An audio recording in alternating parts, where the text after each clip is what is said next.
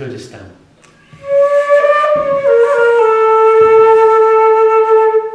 Nafeesa Hajir was a student in one of the classes I was teaching a few years ago.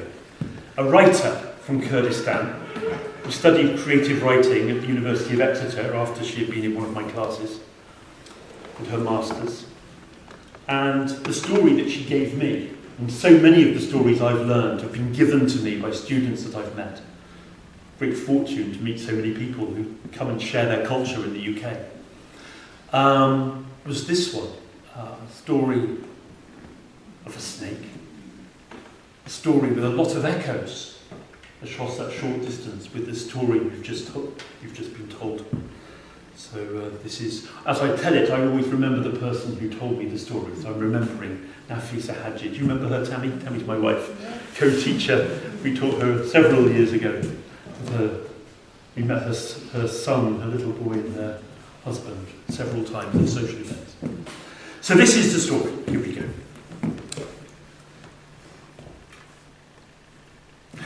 A shepherd went with his flock of sheep to graze them far from his home, where the pastures were green, and he took out his flute, as he always did, and began to play the tune that he always played.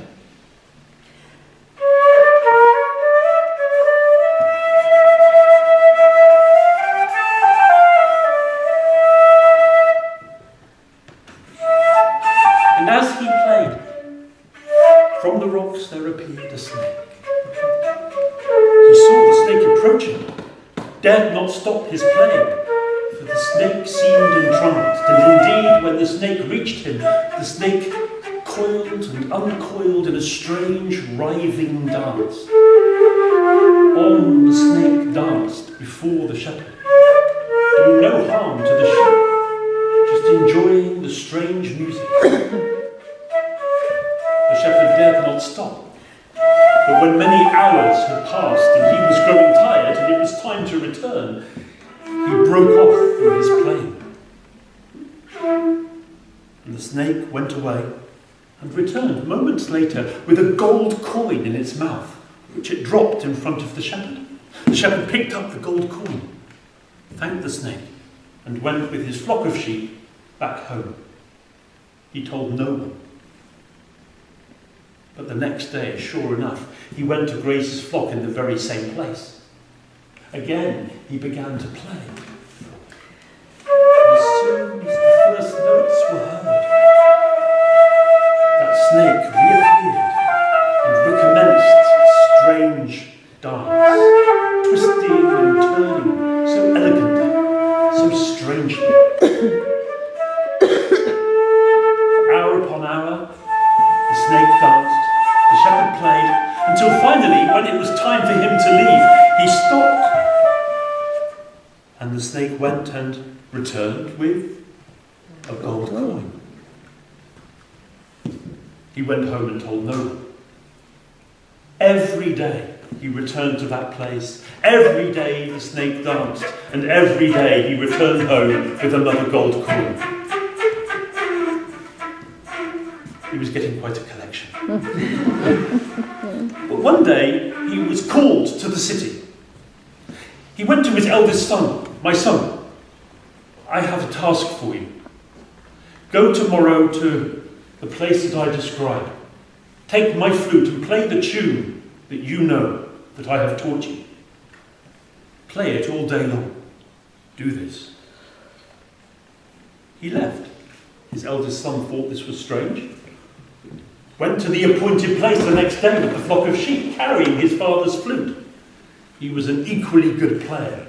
He put the flute to his lips and began to play. And sure enough, that snake appeared, and the son knew that he must continue. He played for many hours, and the snake danced as before, so strangely and beautifully. At the end of the day, the snake went between the rocks and returned with the gold coin. The shepherd's son took the gold coin and went home. The next day he played there was another gold coin. It seems that this snake has many gold coins, thought the son. So many, and yet he just gives one gold coin for all those hours of playing. The next day he went prepared. The young man approached the place with his flock of sheep behind him and put the flute to his lips and played the wonderful enchanting melody. The snake approached and began his dance, and when once lost in the dance, the shepherd's son quickly took out his sharp knife and attacked the snake. The snake's tail was cut off, but the snake was quick. It turned and bit the shepherd's son's wrist. The poison quickly coursed through his blood veins, and he fell lifeless on the ground. On the shepherd's return from the city, he heard about his son's death.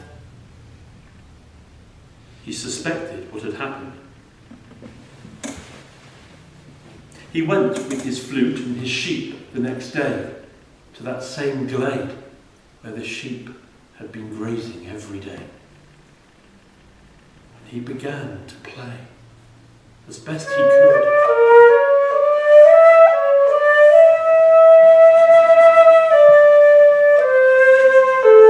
After time had passed,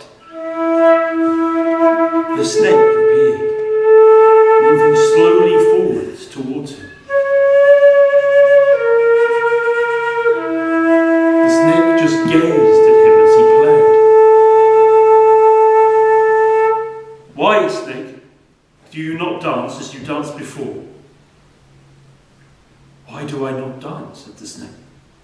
"Look, where my tail was cut off by your son.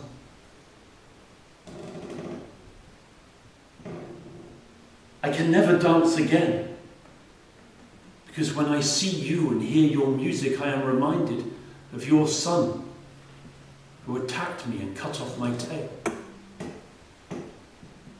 And you can never play for me again, because when you see me, you are reminded of the one who took the life of your son.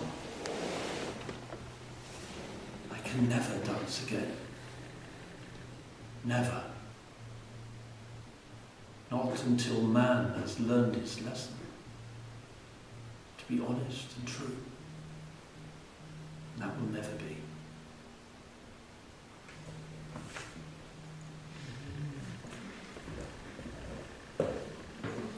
Nafeesa Hajir told us that story.